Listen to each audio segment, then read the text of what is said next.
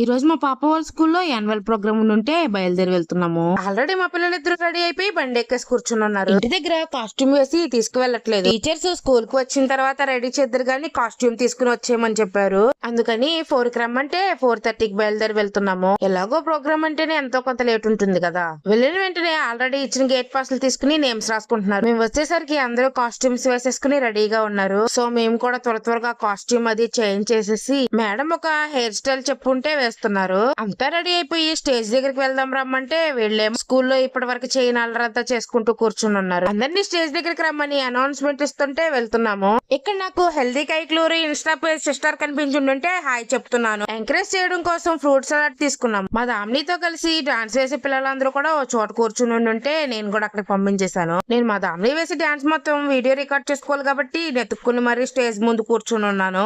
అప్పుడే కదా మంచిగా వీడియో క్యాప్చర్ చేయగలిగేది. దేవన్స్ కూర్చుని ఫ్రూట్స్ తింటున్నాడు. స్టేజ్ డెకరేషన్ అదరగొట్టేశారు కదా. చూస్తూ ఉండగానే నైట్ అయిపోయింది. ఇక్కడికి వచ్చిన సీఈఓస్, ప్రిన్సిపల్స్, చీఫ్ గెస్ట్స్ అందరూ స్పీచ్ ఇవ్వడం మొదలు పెట్టేశారు. కరెస్పాండెంట్ గారు అకాడమిక్ ఇయర్ గురించి కొన్ని మాటలు చెప్పి వెళ్ళిపోయారు. ఇంకా అందరూ స్పీచ్లు ఇవ్వడం అయిపోయింది కదా, డాన్స్ ప్రోగ్రామ్ స్టార్ట్ అయిపోయిందిలే అనుకున్నాను.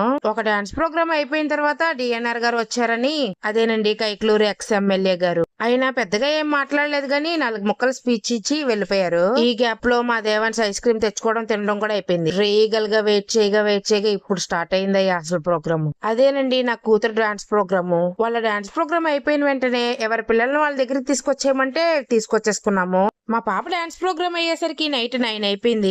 అలా కొద్దిసేపు కూర్చుని వాళ్ళకి బాగా ఆకలి వేస్తుందంటే వెళ్ళిపోతున్నాము. స్టేజ్ దగ్గర నుంచి బయటకు రాగానే పరిగెత్తుకుంటూ వెళ్ళిపోయి వాళ్ళ నాన్న దగ్గర మురుమెక్స్లు కట్టించుకుని ఉంటే మా దేవాన్స్ తింటున్నాడు. ఇంతసేపు ఆకలికి ఆగి ఉన్నాడంటే చాలా గ్రేట్ కదా. పక్కనే ఐస్ క్రీమ్ బండి ఉంటే మా కోసం ఐస్ క్రీమ్ తీసుకొచ్చారు. దొరికిందే ఛాన్స్ కదా అని నేను కూడా ఒక ఐస్ క్రీమ్ కడుపులో వేసేసాను. ఇంత దూరం వచ్చాక స్కూల్ చూపించకపోతే బాగుంటుందా, అందుకే మా స్కూల్ ఒకసారి చూసేయండి.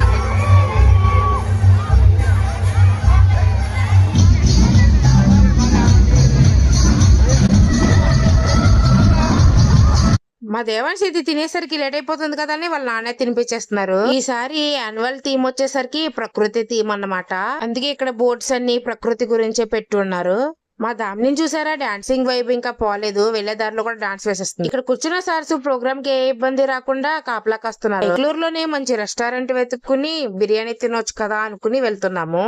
ఎలాగో లేట్ అయిపోయింది. రెస్టారెంట్ కి వెళ్ళి కూడా చాలా రోజులు అవుతుంది కదా అని వెళ్తున్నాం. కైక్లూరులోనే సీతయ్య హోటల్ కి అయితే వెళ్ళాము. వెళ్ళిన వెంటనే మా దామినికి డ్రెస్ చేంజ్ చేసేసి బిర్యానీ కోసం వెయిట్ చేస్తున్నాము. వెళ్ళక చాన్నాళ్ళకి బిర్యానీ తినడానికి వెళ్ళామరా అంటే వాడేమో మాడిపోయిన బిర్యానీ తీసుకొచ్చి ఇచ్చాడు. ఆ రూమ్ అంతా మాడిపోయిన వాసన. సరేలే ఏదో ఒకట్లే అని తిని ఇంటికి బయలుదేరి వచ్చేస్తున్నాము. ఇక రేపు నుంచి హాలిడేస్ అన్నమాట.